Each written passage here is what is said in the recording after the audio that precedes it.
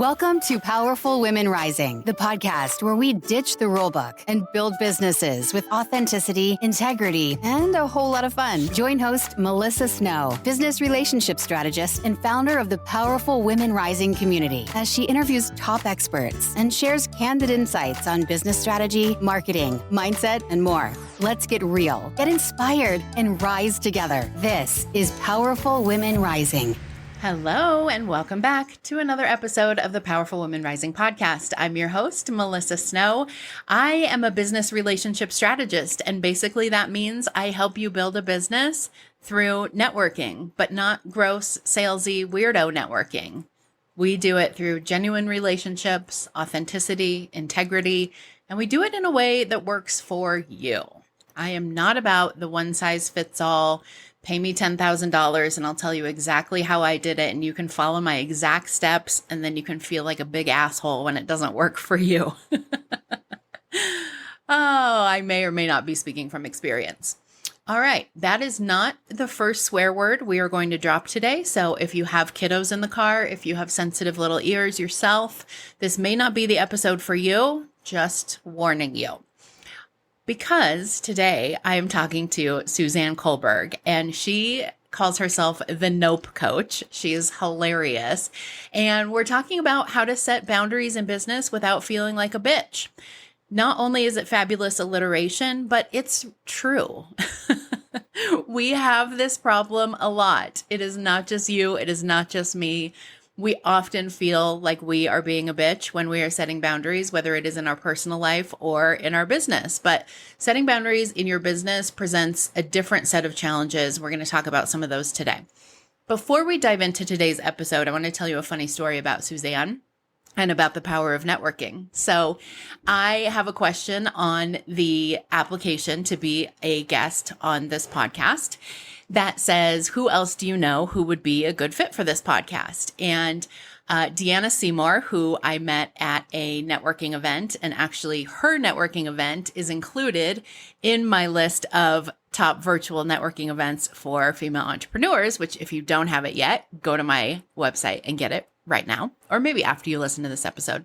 Anyway, Deanna, I asked her to be on my podcast after I met her. And when she filled out the form, she said, you should definitely talk to Suzanne.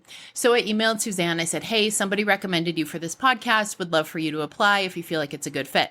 She filled out the form, and on who do you know who would be a good fit for this podcast, she put Deanna. So they both recommended each other for this podcast. So I knew, number one, that they both must be a good fit for the podcast. And number two, I just thought it was such a fun example of how our relationships and the connections that we have made benefit us, because you want to be creating connections with people who are going to name drop you in a room that you're not in. You want to be creating connections with people who, when someone says, who else would be a good fit for my podcast, are like, oh my gosh, yes, her, for sure, her, you have to talk to her.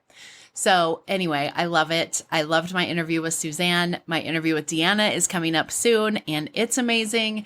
And so I'm just really excited to share all of these with you. So Suzanne Culberg is an author and coach who helps overgivers and people pleasers learn to set boundaries and say no without feeling guilty.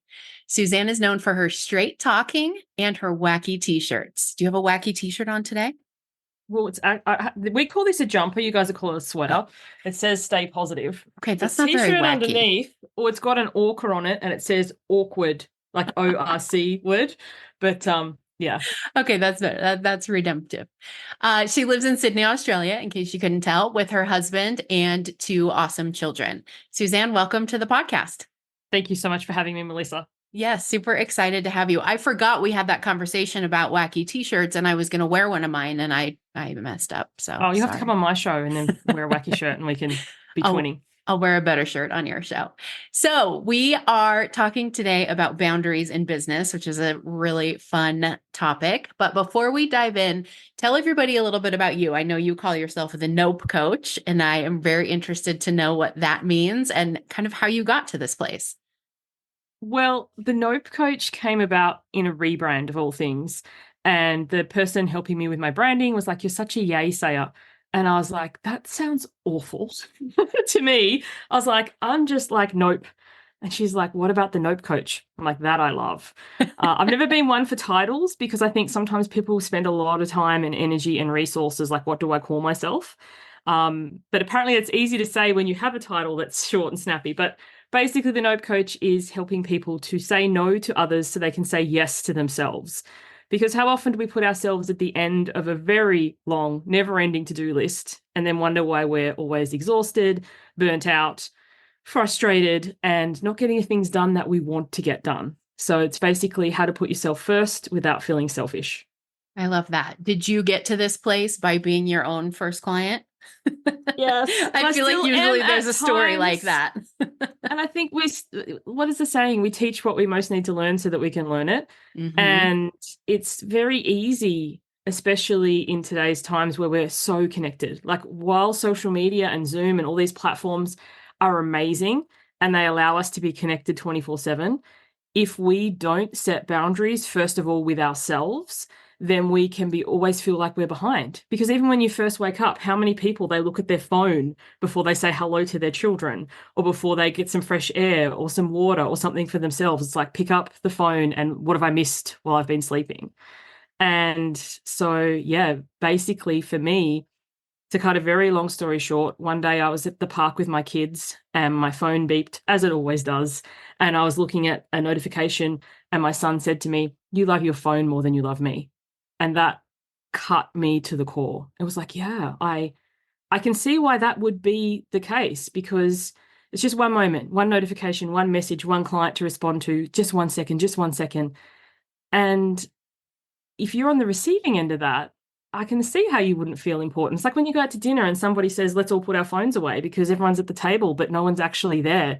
They're more connected with the people outside than the space. So it was a lesson I had to learn, and sometimes still learn myself repeatedly, because we have moments where we lapse into, being there for everyone else except yourself and the people most important to you. So, yeah.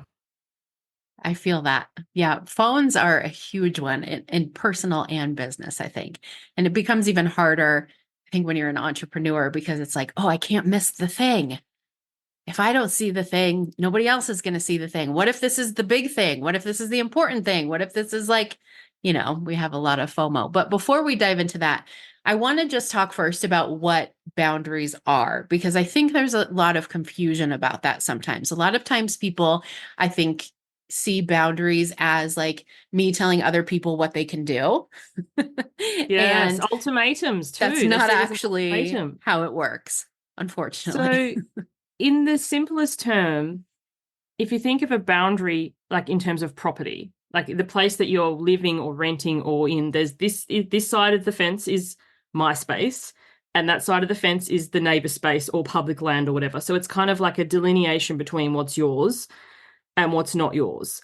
And it's not telling other people what they can do. I think sometimes people, they really confuse it with ultimatums. They're like, I'm setting a boundary. I told them that they had to. It's like, that's not a boundary. That's a barricade. That's a fortress. Yeah. Like a boundary, for example, I'm trying to think of something. People, if they raise their voice with you, like if they're speaking to you on the phone. I used to work in a call center. Now, you think people get interesting online, you should see people on the phone. But it would be like, if you continue to raise your voice, I will end the call. So it's not saying that they can't yell or swear or whatever. It's like, but this is how I will respond.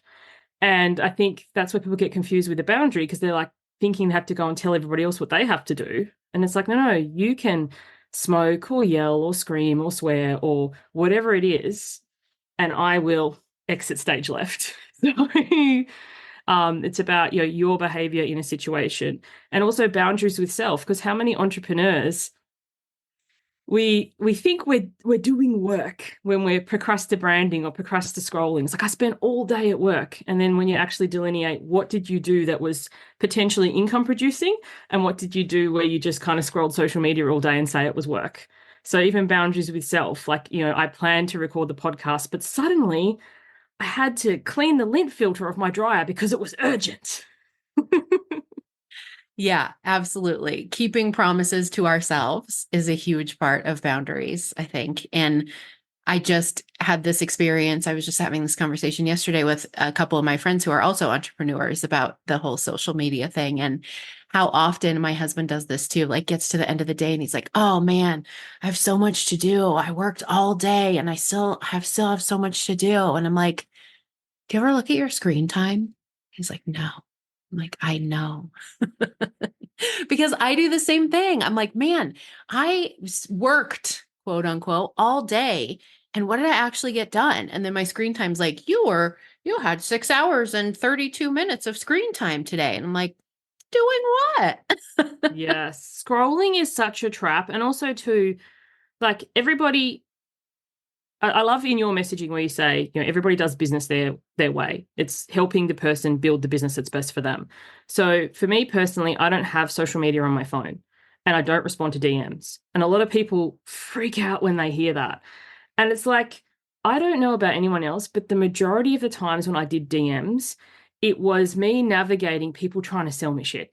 Yeah. So there wasn't a whole lot of legitimate outreach. So basically, if you go to my Facebook page or you go to my Instagram, because I do have them, because, when you hear about someone, you usually look them up on social media, but they're more like a website, as in directing to people to where I do communicate, which is my YouTube and my website. Yeah. But it clearly says, I don't respond to DMs if you want to connect with me, and I put the contact page for my website because I love my website. I love the contact page. I have so much fun with it. Check it out. Anybody who's interested, it's a whole journey.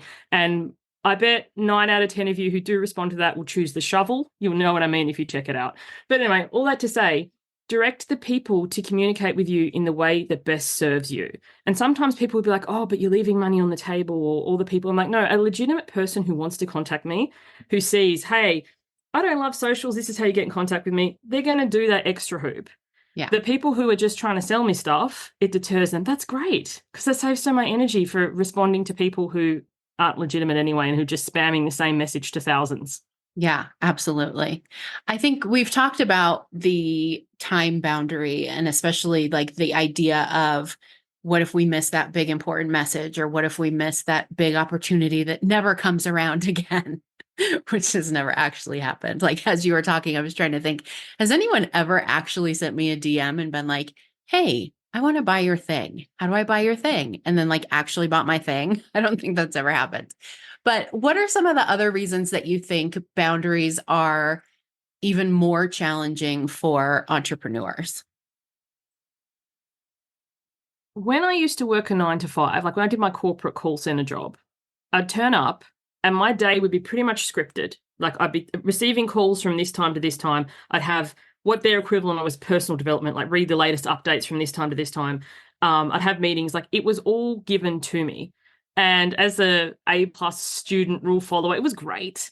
But left to my own devices, like when I became an entrepreneur, not only is there nobody telling you what to do when, you don't know which thing is going to pay off. Like, because everybody online, like I know that you talk about networking. I love networking. Networking is great because then you're building connections with actual people. But then there's people who are going to tell you have to have a website, you have to have SEO, you have to have this, you have to have that, you have to have bots. So it's exhausting, the amount of information that's coming into you. And everyone is going to tell you what was successful for them. So sometimes it's navigating which of this is true and which of this is BS. But even if it is true, like in-person networking, I am socially awkward, very introverted. I was telling you before we hit record, I just got back from a 2-week trip overseas. The social battery burnout that was for me, I just spent the last week binge watching House of Dragon in bed to recover from peopling for a week. I tried in-person networking. It was not for me. Online's great. As soon as it's done, I can hit stop on the camera and, I'm not in people's energy. Mm-hmm. So I think for the entrepreneur thing, the boundaries is you don't know which one's going to work. You don't know the lead time. Like sometimes people I speak to them like, I've done that. And when I probe, they did it for like a week. And I was like, seriously, like for anyone watching the video, well, not watching the video, because if you're watching the video, you'll see it. I have a pineapple in my branding. Do you know how long a pineapple takes to grow, Melissa? No, I don't. Have a guess. 3 weeks. 18 months. Wow. So a pineapple takes twice as long as a human baby. So the reason I have it in my branding is to remind people that things take time. But that being said, how do you know if it's taking time or this strategy isn't the right one for you? Because I Right. did in-person networking with BNI, Business Networking International, for a year. It just wasn't for me. That's not the way I'm wired. So I think the reason entrepreneurial boundaries is challenging is you don't have someone telling you what to do. Like, you're not paid regardless. If I go to my 9 to 5, even if I'm seething inside, I still get my paycheck. Right. On your own, it's like you might do all this stuff and people will be like, or people tell you it's amazing. Like, I have a top ranked podcast and I got lots of people wanting to come on it, which is great. Does it mean podcasting brings me dollars? Not so much. Like, segue, like, I'm trying to think of the word, but kind of tangentially, but not the way that people think it does, unless you go the sponsorship path. But then again, do people want to listen to it? Or anyway, all this to say, the reason I think the boundaries is so hard is because you don't know which thing is going to pay off initially. And you don't know, did I not give it enough time, or did I not know to cut it because it wasn't working out? So I think there's so many factors at play. And, sometimes I always think of that story of 3 feet from gold. You could be putting a lot of effort in and just be like, oh, I'm done with this, and literally be 3 feet from gold. So it's tough. It is very tough. Do you think that it's harder for women to set boundaries? 100%. Why is that? 100%. I think societal conditioning, depending on your culture. I think because, sometimes women's no's have not been respected. They'll just be like, oh, just this once, or she won't mind, or you did it last time. We tend to cower a lot more. Since the pandemic, my husband's been working from home. Listening to him on the phone, I don't eavesdrop on his conversations, anyone listening, but you can't. We live in a small place. His office is next to mine. But sometimes I hear him, and it's just fascinating to hear him on the phone. He'll be like, okay, so which thing do you want me to do? Can't hear the other end of the conversation. And he's like, okay, so which one's the priority? And then they're talking again. And he's like, I don't think you understand the definition of priority. There can only be one, and it's not sarcastic or whatever. And then he's like, okay, let me interrupt you. If you don't tell me which thing that you want me to do, I'll just pick the one that's most fun for me. And I just don't think in general women would do that. We'd just try and do all of them. Absolutely. I remember the first time someone invited me I was having coffee with this guy, and he was going to a networking event after that. And it was one I'd heard about, but I don't think I'd ever actually been there. And he was like, oh, we were wrapping it up. He's like, I'm going to such and such thing. He's like, do you want to come with me? And I was like, no. And he was like so weirded out that all I said was no. Like, there was no, oh, well, I would like to, but I have to do X, Y, and Z, or like, oh, I don't know, invite me again. I was just like, no, I don't want to go. He's like, that's it. I'm like, yeah, I just don't want to go. But I think, like you said, people aren't used to getting those kind of responses from women. They're anticipated from men. And it's just like, that's how men communicate. But with us, it's like, wow, that was very rude. Like, was it? Oh, how often we're told we're rude or blunt or direct. I went to this 2-week in-person thing. Part of it was a conference, and someone said to me, are you enjoying yourself? And I said no. And the people who knew me well were just like, that's Suzanne, don't ask her a question if you don't want the answer. And some people were waiting for but this, but that. And it was like, I don't enjoy in-person things. Like, I came to support my sister. There was parts of it I enjoyed, but when we started the day at 7 a.m. and didn't finish till 10 p.m., I was beyond exhausted and fried. As I said, my social battery was beyond. And then there was a lady, and she was like, do I need to wash my hair? Does it look greasy? And she didn't trust anyone's response. And someone said, hey, that's Suzanne. She will always be honest. So she said to me, like, can I get away with this for one more day? I'm like, of course you can. And you could just see everyone exhale. But if I thought it would have been greasy, I would have said, perhaps if you've got time, 10 p.m. or before 7, wash it. But why do we lie to each other? It's like, Don't ask me a question you don't want the answer to. Or my opinion. Like, maybe I let my hair get more greasy than other people. I don't know. Right. No, I totally agree. But I think that's part of the challenge with women, is that we are perceived as bitches. We are perceived as rude, or, oh, she's really like, oh, she's direct. She'll tell you whatever's on her mind. But it's not like a compliment. It's like a weird, backwards, not compliment. So how do we, especially, I think sometimes the struggle is more our own than it is with somebody else, right? It's not that someone else is saying, oh, wow, you're really a bitch. It's like, I feel like if I say X, Y, and Z, or I say no to that thing that's being asked of me, or whatever it is, then I feel like a bitch.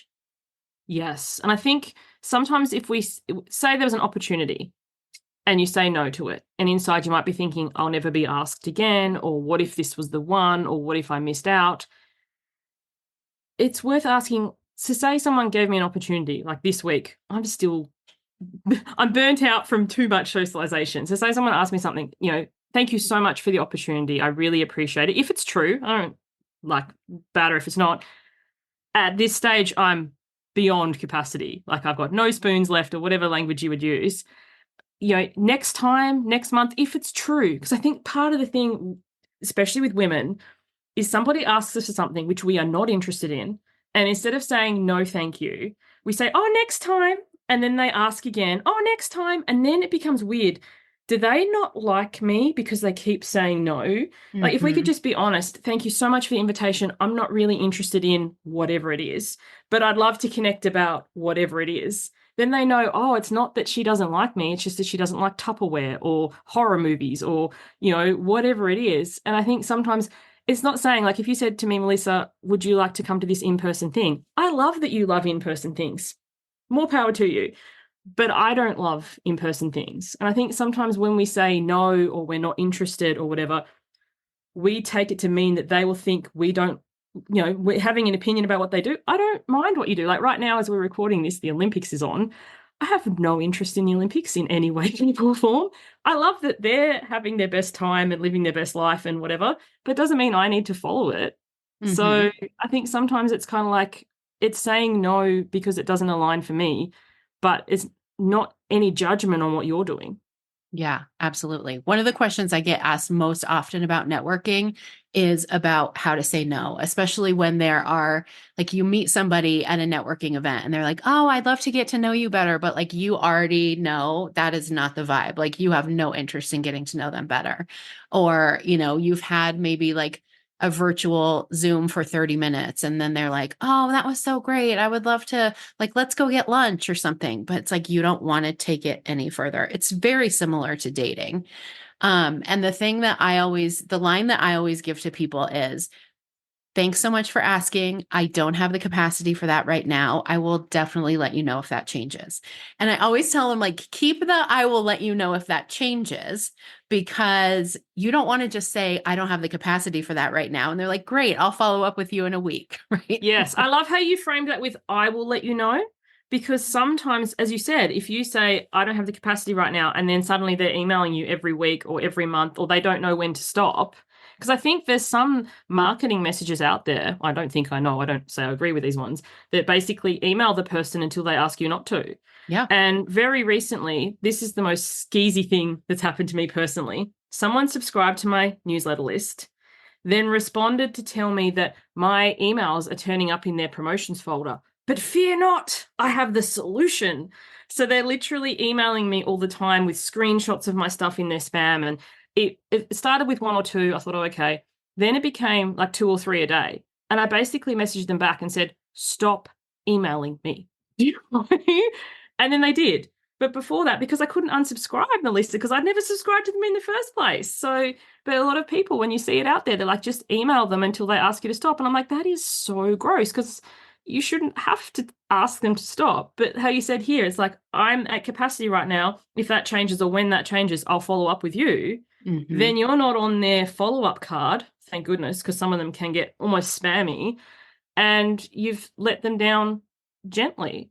And I think in networking too, like sometimes it's challenging. Are the businesses aligned for you? So like for me personally, I don't really network or cross-promote anybody who does an MLM. It's no knocking MLMs, like it's a whole different business model, and I appreciate that. But most of the time in my past experiences, no matter how nice and kind they are, then they try and recruit me. And I'm not interested in that. So if someone has something, if I go to a networking, sometimes they give them jazzy names. Like I went to one recently and it was the Radox something or other. And I'm direct. I was like, is this an MLM? And they're like, oh, no. And then they're like, oh, you have to watch this video and whatever. I'm like, it sounds like an MLM. Like, how is this not an MLM? But, and it's like, oh, they're probably like, oh, she's so rude or whatever. But I think we saved us both a whole lot of time because, or say it was somebody who did like what I'd classify as do bro stuff. it's just, there's nothing wrong with it. It's just not a fit for where I am. I think the more direct and honest we can be, it saves us both a lot of time and energy and sometimes potentially money, because I don't want to be in your downline. Absolutely. And why do I want to keep spending my time and my energy trying to get you to when you're never going to be, but you haven't been clear about that with me, right? Like, I think of it, I've used this analogy before because this is why I have so many dating analogies, because I was a dating coach before I moved into the business world. And my clients, when we were working on setting up their online dating profiles, there would always be things that they were like, I don't want to put that on there. Like, that will turn people off. Or like, I don't want somebody to see that and think like, oh, they don't want to get to know me because I put that on there. Like, I don't want it to be limiting. I'm like, yes, you do. And it's same with what you're saying. Like, if you had said to me, if I was like, hey, there's this in-person networking thing, you should totally come with me. And you were like, you should definitely go, but I don't love in-person networking events. I'd be like, cool. I won't invite you to another one, you know? Yes. And it's like, I'm good with that. I'm happy to know, because now I don't have to keep inviting you and getting rejected and being like, why does she keep telling me no? But if I'm somebody who's like completely offended by you saying no, and I'm like, wow, she's really rude. I probably wasn't somebody that you wanted in your circle to begin with. So like, we're probably good here. I love that so much. And I remember when I first wrote my like one sentence bio, elevator pitch, whatever you want to call it, all those words give me the heebie-jeebies. But anyway, Same. It's like, help people say no without feeling like a bitch. Putting bitch in that sentence was so challenging for me in the beginning. But I was like, if people are going to be affronted by the fact that I swear, I'd rather them off before we even get talking than have a conversation and have them realize, oh my gosh, you need to speak like this here. Or, as you said, put the things in your promos or your bios or whatever, because the people who love it will be like, oh my goodness, we're going to be friends. And the people who don't love it will be like, next. And you save both of you so much time. Absolutely. Absolutely. So boundaries in business will help you save time. They will help you save energy. They will help you not get burnt out. I think they're very helpful in helping you kind of direct where your focus is, because like you said, there are so many messages out there about like, do this, do this. No, you need a website. No, you need this, you need this. And I think having some clear boundaries in terms of just like, this is what I'm focused on right now, and I'm not looking outside of that realm, or like being able to run things through the filter of like, does this align with my values? Does this align with my current mission and my current vision for my business? Like, all of that is part of boundaries. So when people are listening to this and they're like, gosh, I've never really thought about business boundaries, or like, I don't know if I have any boundaries in my business. Is there some place that you recommend people start thinking about boundaries in their business? Like, how do we even go about figuring out what should my boundaries be, let alone how to set them? That is a huge question. Imagine most of your listeners are service-based businesses. Mm-hmm. So if you're in a service-based business, like you're a coach or something like that, best way to identify, do you have a boundary issue? Do your sessions go over? Do you have a cancellation policy? What happens? Do you actually enforce? I don't like the term enforce. Gives me bouncer vibes. Do you uphold that cancellation policy? Like, we all know emergent things happen, and I'm not downplaying or dismissing that.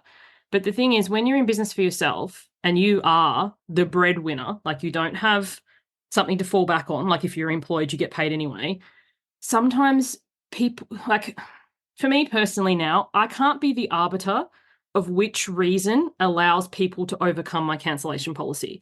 So I no longer have a one chance, thing or anything like that. Here is the policy. It's clearly stated. As much as I love and have compassion for my clients, it doesn't matter what the reason is, because at the end of the day, I've got bills, I have a life, and that hour needs to be accounted for, because sometimes people are like, oh, but you could do this and you could do that. But I don't have money coming in. Like, if I was a hairdresser and I was cutting your hair and then you don't turn up for the appointment, then no one's magically going to turn up. So having a look at how long do your sessions go over? What do you do if people don't turn up or no shows? What do you do if people cancel at the last minute? How do you feel about, upholding that? That will be the beginning. And a lot of people won't, because in the beginning I had none. That's why I became the Nope coach. As soon as somebody gave me their story, Sometimes they were legitimate. Sometimes people would make it up. I would find out later. I remember this one lady, and she gave me this whole story. And anyway, I gave her a scholarship for my program because I felt so bad for her. Then the next week, I started a program which cost 10 times what mine does. And who do you know was in there? And you could just see her face being like, oh my gosh. So, sometimes people make stuff up. Yeah. But, whether or not you believe them, what is your policy? And do you communicate it on the front end? Because sometimes people are so loving and caring as they're onboarding, and they're so nice. And then when people become their clients and they're like, oh, they did all this and they did all that. And I was like, well, what did you do? Because people were like, oh my goodness, I can't be that bold on the onboarding. And it's like, how you onboard is how you go all the way through. Nobody who signs with me is surprised if they miss a session that they're still charged for it, because it's clear at the beginning. Also, when do your packages end? Like, I used to have a 6-month package. Well, I still do. But it became 12 months and it became 18 months because people didn't book their sessions, but they were still using the Voxer and the email support. When that happens, you can't onboard new clients because you still have people on. And then what that money you've accounted for 6 months becomes 18 months. Mm-hmm. And then, sometimes at the beginning, I never had end dates. I've still got clients, like, I honor what I didn't have. Like, I won't put on the clients what I didn't do. So I have a couple of clients from 2018 who still have sessions that they bought because I never gave an end date. So now when you sign a thing with me, it'll be like, you have 20 sessions to be used by this date. After that, it's forfeit, and it's in the client agreement. Another thing for boundaries, do you even have a client agreement? Because the thing is, people freak out about it, but client agreements make you feel safe. You know Yes. when, where, and how. You know how to reschedule. You know how to contact. You know when you can. My client agreements, like, do not DM me. Do not, this is how to contact me. This is when I'll respond. So people don't panic if I don't respond on the weekend. I don't do my business at all on the weekend. Boundaries make people feel safe. So in the beginning, if you start to put these things in place, it will feel scary. But for the people you're currently working with, have a conversation. Up until now, this is how it's been going from this date, so that they know going forward. And your life will change immensely. Like, I don't look at my stuff on the weekend. It's great. And I come back Monday morning and then I, go through it. I just took 2 weeks off, which ended up being 3 weeks off. And I didn't come back to a mountain of stuff because people knew not to contact me when I was away because I wasn't going to be responding. Yeah. So you get to decide this, and then the people get to decide, are you the person for them or not? But don't, like, the very first website I had, I didn't know much about websites. This person was new. She was like, it's $500. I gave her my $500. Anyway, it was a whole nightmare. Next person I hired, she was like, I need fonts, colors, photos from you by this date. You're allowed to email me 30 times. After that, the emails are this much dollars each. People freaked out about that. I thought that was great. Yeah. Because I knew. And then I knew I've only got 30 emails. I better make sure that I really think about, instead of sending you one sentence. Because how often have we had that? The person changes their mind 10 times in the scope of 3 emails. And it's like, no. You create it, you uphold it, and then the people can decide whether or not you're for them. Yeah. I think it's similar to any other relationship that we have in our life. People like to know what to expect from you. People like to know, like, this is why we feel on edge when we're around people, that it's like, I have no idea when she's going to explode. Like, I have no idea. We're walking on eggshells. I feel like I have to tiptoe around him. I don't know if he's going to be mad. Like, people want to know, if X happens, then Y is going to happen. And, this is what it's going to look like. This is what it's going to sound like. This is what it's going to feel like. This is what we're doing. And I think, like you said, that makes people feel safe. It makes people feel more comfortable. And it's also better for you because then you can avoid having those awkward conversations of like, well, I know I didn't clearly communicate this, but also blah, blah, blah. So I think, we probably should have done this podcast in like 9 different parts because there's a lot that goes into boundaries. Because I think there is figuring out like what your boundaries actually are. One of the things I used to tell my dating coaching clients a lot is anything that you find yourself complaining about over and over again, anything or person that makes you feel frustrated or angry, or your blood pressure rises, or like just thinking about them or the situation makes you want to cry, like all of those are probably signs that you have a boundary problem there. So figuring out where you need to set a boundary, what the boundary is going to be, how to communicate the boundary clearly, and then how to respond when the boundary is not respected. Those are all different elements of it that I think come with their own set of challenges for sure. And I love how you said how to respond when it's not respected, because if a boundary isn't pushed or tested or checked, is it really a boundary? Like sometimes there's going to be ruptures. There's ruptures. Like if think about your family of origin or your partner or your children or someone significant in your life. Has it been smooth sailing all the way? Like I'm sure at some stage you've screamed, I hate you, or you've thought it in your head, or you're the worst person ever, or whatever. But we, most of the time, not always, get past that because it's family or a loved one or whatever. It can be this, not that you want your clients screaming they hate you, but, there are times where boundaries are checked, pushed, and that doesn't mean that the relationship's over. It's just kind of like, okay, we need to readjust, realign, remind, because people forget.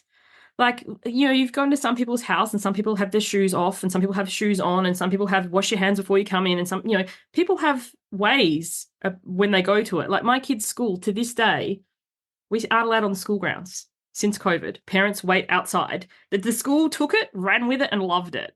And other schools, like when my daughter does debate, so sometimes we go and visit other schools and I'm waiting at the gate and everyone's going in like, what are you doing? And I was like, I've gotten so used to waiting at the gate. I forget I'm allowed on this school. So it's kind of like reminding people, it doesn't mean they disrespect you or whatever. They forget. We are busy. We have so much going on in our lives. And so a loving reminder, oh yeah, I take my shoes off here. Or, oh yeah, if especially for service providers who do websites, SEO, anything like that, if the client doesn't give you the information in time and you've allocated this spot to do their work, it's not up to you to chase them and then change your stuff later in the week. It's like, well, you've missed your spot this week. Too bad, so sad. Yeah. Because I see so many people burning out in that industry in particular, social media managers and that, because people don't get them the things in time. And it's like, if you clearly communicate, I work on your social media at Wednesdays from 10 a.m. till 12 p.m. and I need the stuff by that, and you don't have it, you've missed your slot for the week. People are really responsive sometimes once the boundary's been upheld, rather than you scrounging because they're like, oh, she did it for me last time. Once you lament, then it's harder to come back. For sure. Yeah. I just hired a new VA and she works on a retainer, which I'm not used to. And so it's like you have 10 hours this month and you've already paid for them. You use them or you don't use them. But if you don't use them, that's the end. And she is very kind. So this is our first month working together. And so last week she sent me an email and she was like, just FYI, you still have 3 hours left and the month ends in 3 days. I'm like, okay, let me get you some work to do, which is brilliant on her part because she knows at the beginning of the month how many hours of work she is working, right? She knows, yes. Okay, so-and-so is paid for 10 hours, so-and-so is paid for 20, so-and-so is paid for 15. This is how many hours I'm working this month. And that's not changing. So yes. I think that's a great example of like setting the boundary, maybe reminding gently once or twice. And not only do people forget, but people also, I think, aren't used to people setting boundaries that they actually mean. Like it's very possible that everywhere else in their life, people are like, well, this is my boundary. And they're like, okay, I just still do whatever and nothing happens. So then when you say, this is how we're doing it, they're like, okay, whatever, I'll just do it however I want. And then you're like, no, for real though. I love that VA example. Another example I can give for anyone who runs a group coaching program. So I ran a group coaching program for 6 years. It would go from anywhere between 8 and 10 weeks. I did it in cohorts. What generally happened is week 1, everyone was there, excited, asking all the questions. Week 2 to about 6, it kind of dropped off. And then in week 7 and 8, or 9 and 10, if it was a 10 weeks, everyone would come in and was like, oh my gosh, the program's, I had to set a boundary. I was like, I have been here for the coaching hours all the way through, and I will be. Your inability to work on the program, it's not my problem. I'm not going to overwork in the last 2 weeks answering all the questions that you didn't get to. Mm-hmm. So these calls go for 1 hour. They're every single week. You do you, like lovingly. And I'm not going to overwork at the end because you didn't do the stuff. It's okay that it happens, but we're still going to be this, because sometimes people do that. get to the end. Like, I love how the VA messaged you and said, hey, but sometimes, say she had every client, there might not be enough hours left in the month. So she might have to decide how she manages that, because do you want to overwork because your people didn't get the stuff to you? Like, I use Descript. I don't know if you're familiar with that. For anyone listening, it's an editing thing and you get how many hours each month. I didn't use the hours because I was away, and I thought, oh, well, I've lost that. But then I found that you can roll over so many. And I thought, well, that's cool. That's good to know. But other places would be like, that's it. Like my phone thing, if I don't use my data's gone. Yeah. Oh, well. Yeah, exactly. Even the phone people have boundaries. Well, the airplane lines, like it's funny when people in business who they change their prices or they have an early bird and then they don't have a boundary. Like when I run something and I have a price, the number of people who try and come in under the fence and send me an email and go, oh, but it was yesterday. It's like, yes, I know. And it's today. Oh, but it's like, no. Because like with an airline, if you look up your ticket and it's like, I'm going to go to Fiji, oh, it's this price. And then the kids get busy and whatever, and you go back later that afternoon and it's like twice the price. Yeah. You don't ring the airline and go, well, this morning it was this. You're like, oh, man. Like we were traveling when that Microsoft glitch happened. We were going to book a car. We had a look at it because we're hiring a car. It was like, oh, it's $500. Okay, yeah, we'll get that tomorrow morning. Glitch happened overnight. Go to get the car the next day, $1,000. It was like, because everybody went and hired a car when all the planes went, you know? So it's like, it is what it is. And there's some companies and businesses that we don't question. Like if you buy a loaf of bread from the supermarket and you fail to eat it and it goes moldy, you don't take it back and go, hey, can I have my money back? I didn't eat this. Right. But sometimes people don't turn up to a coaching program, turn up in the last week and go, well, because I didn't come at all, can you give me money back? Yeah, No! exactly. Exactly. That's really good. So, okay, I have like 1,000 more questions, but I'm just going to ask you one. So for people who are listening that are like, okay, that's all a great idea. That sounds really good in theory. I understand why I would want to set those boundaries. I understand some places where that could be really helpful, but I still feel like an asshole. Do you have any last parting words for those people? It's normal to feel like an asshole in the beginning. It's like if you are currently really unfit and then you want to get fit and you look at people who are really fit and you aspire to that, it's going to hurt to start with, to work your muscles. And then you're going to have to start with the little dumbbells. Like say we're touring a gym and you see somebody lifting like, 25-pound bicep curls and you're like, 1 pound hurts for me. You're going to work your way up to it. So for anyone listening who's like, this sounds great, but I don't even know where to start, or this is going to be tiring, the people who don't yet know you, who haven't come into your orbit, they don't know any other version of you. Like when I went to that conference thing and people were asked, this woman was asking about her greasy hair and someone said, ask Suzanne because she'll be honest. People who meet me in that capacity, they don't know previous me who was like, oh my God, no, you look amazing. So start in little ways. If you're the kind of person, like for me, I was a sucker for the add-on sale. If I go and order KFC and they're like, do you want a corn cob? Yes. If I go to the supermarket, do you want a bag with that? Yes. In those places, start to say no, because the person who's offering you the corn cob or the bag, they don't care. It's just part of their job. Like we were in the US and what were they asking us? They were asking us everywhere. It drove my sister mad. I can't remember what it was. And I was like, there's no personal preference. They don't get anything out of this. It's just part of their job to ask. Like they're told, do you want a side or do you want this? Oh, no, I think it was, do you want to upsize? Like you order a drink and they're like, do you want the jump? It's like, no, I just want the one I ordered. That sounds like something we would ask in the US. Yeah, it was so weird. Went to Starbucks. I was like, is that for real? Like, does anybody, that's like, anyway, but it's nothing personal. That's just what they do. And I think sometimes we're like, oh, we're letting somebody down or whatever. No, so start with people who don't yet know you and just notice and imagine what your life would be like with your clients if you got paid, whether they turned up or not.